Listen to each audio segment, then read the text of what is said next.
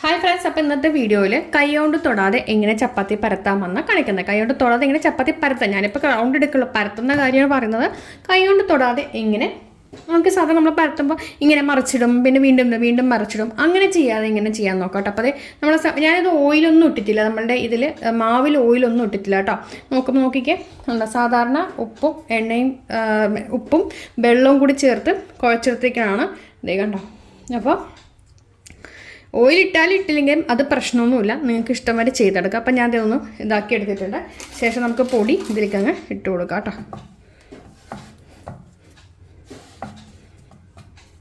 അപ്പോൾ ഇനി നമുക്ക് ഇത് തിരിച്ചിടലോ ഒന്നും തന്നെ ചെയ്യാം, നമ്മളിനി പരത്തി എടുക്കുകയാണ് ചെയ്യുന്നത്, കണ്ടോളൂ കേട്ടോ.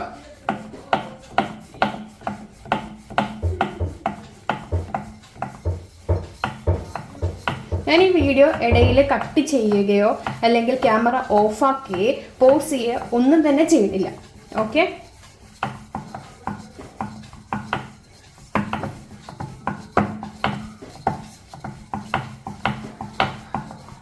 ഞാനൊരു തവണ പോലും തിരിച്ചിട്ടിട്ടില്ല. ഒറ്റ തവണ ഇട്ട പൊടി മാത്രം തന്നെയാണ് അതിലുള്ളത്, കണ്ടോ.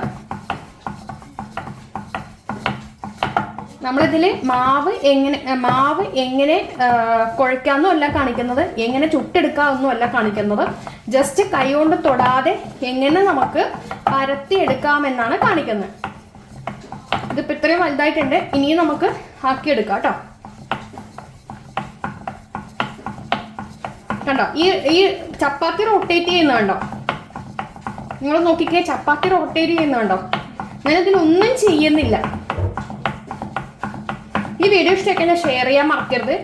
നെഗറ്റീവ് കമൻസ് ഇടുന്നവരൊക്കെ ഇട്ടോളൂ കേട്ടോ, നോ പ്രോബ്ലം.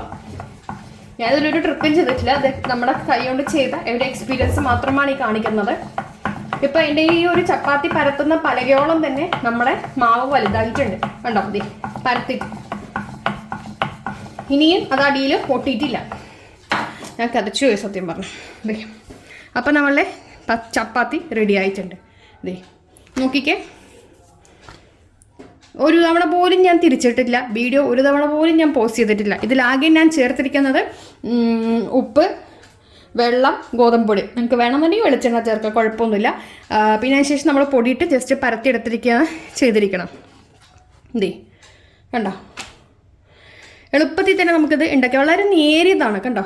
ഇതേ അതായത് നമ്മൾ എടുത്ത മാവും കുറച്ചാണ്, ഈ ഒരു പലകയോളം വലിപ്പം. പിന്നെ വട്ടമൊന്നും പറയാൻ പറ്റില്ല. ഇതിപ്പോൾ ഇവിടെ അത്യാവശ്യം നമുക്ക് വട്ടം കിട്ടിയിട്ടുണ്ട്, ഇവിടെ ചെറിയൊരു ഇത് വന്നിട്ടുണ്ട്. എന്നിരുന്നാലും അത്യാവശ്യം നമുക്ക് വട്ടം കിട്ടിയത് ഇവിടെ അത്രയും തിന്നാണത്, കണ്ടോ. നോക്കിക്കേ, തിന്നെന്ന് പറഞ്ഞാൽ തിന്നതേ കണ്ടോ. അപ്പോൾ വീഡിയോ ഇഷ്ടമൊക്കെ ഷെയർ ചെയ്യുക, ട്രൈ ചെയ്ത് നോക്കാം. ഇങ്ങനെ ഉണ്ടാക്കി കൊടുത്താൽ ചപ്പാത്തി ആർക്കും ഇഷ്ടപ്പെടാതിരിക്കില്ല. കാരണം എന്താണ്, ഇത് എല്ലാ ഭാഗവും ഒരുപോലെ തന്നെ ഉണ്ടാവും. കാരണം നിങ്ങൾ കണ്ടിട്ടുണ്ട് അത് റൊട്ടേറ്റ് ചെയ്യുന്നത്, എല്ലാ ഭാഗവും ഒരുപോലെ ഉണ്ടാവും. വളരെ തിന്നാണ്, നമുക്കിത് ചുട്ടെടുക്കാൻ ഓയിൽ പോലും ആവശ്യമില്ല. ദേ നോക്കിക്കോ, വേണ്ട.